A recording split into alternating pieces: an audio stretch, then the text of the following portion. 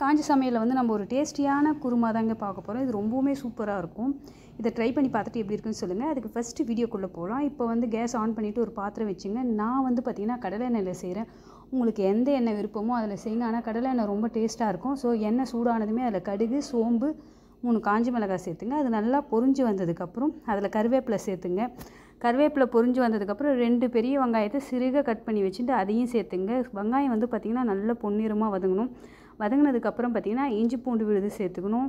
அதுக்கு போய் ஃபஸ்ட்டு இஞ்சி பூண்டு விழுதை நான் அரைச்சிட்டு வந்துடுறேன். அதுக்குள்ளே அந்த வெங்காயம் வந்து நல்லா வதங்கட்டும். அதுக்கப்புறம் பார்த்திங்கன்னா 2 பச்சை மிளகா, தேங்காய், சோம்பு அரைச்சி எடுத்து வச்சுக்கணும். அது ஒரு பக்கம் இருக்கட்டும். இப்போ வெங்காயம் வந்து நல்லா வதங்கிடுச்சு. இது கூட வந்து பார்த்திங்கன்னா இஞ்சி பூண்டு விழுது அரைச்சோம் இல்லையா, அதை இது கூட மிக்ஸ் பண்ணிக்கலாம். இது கலந்து கொடுத்துட்டு இந்த பச்சை வாசனை போனதுமே பார்த்திங்கன்னா சின்ன சின்ன பழுத்த தக்காளி எடுத்து வச்சுருக்கேன். அதுவும் இது கூட மிக்ஸ் பண்ணிடலாம். சீக்கிரமே வதங்கி வரணும்னா உப்பு சேர்த்துப்பேன் எப்போவுமே. ஸோ உப்பு சேர்த்துக்கலாம். அடுத்ததாக 2 தக்காளி கட் பண்ணி வச்சுருக்கேன். சின்ன சின்ன தக்காளி தான். அதையும் இது கூட மிக்ஸ் பண்ணிவிட்டு நல்லா கலந்து கொடுத்துட்டு நல்லா வேக விட்டுடலாம். ஸோ வெந்ததுமே பார்த்திங்கன்னா நான் இப்போது தனி மிளகாய் தூளும், தனியாத்தூளும், மஞ்சள் தூளும் சேர்த்துக்கிறேன்.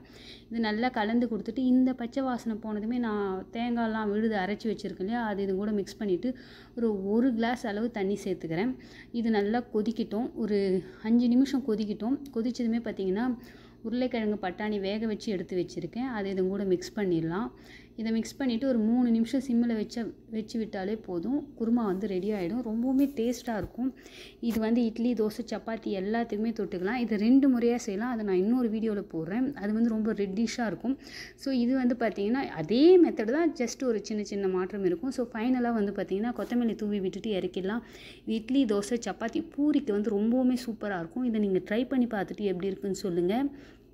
எங்கள் வீட்டில் வந்து ரொம்பவுமே விரும்பி சாப்பிடுவாங்க. உருளைக்கிழங்கு, பட்டாணி வந்து வேக வச்சு சேர்த்துக்கணும். நீங்கள் வேக வைக்காமல் சேர்த்திங்கன்னா வந்து ஒரு வித்தியாசமாக இருக்கும். உருளைக்கிழங்கு கூட சின்ன சின்ன பீஸாக கட் பண்ணிவிட்டு வேக வைக்காமல் சேர்த்துக்கலாம். அண்ட் தேங்க்யூ ஃபார் வாட்சிங்.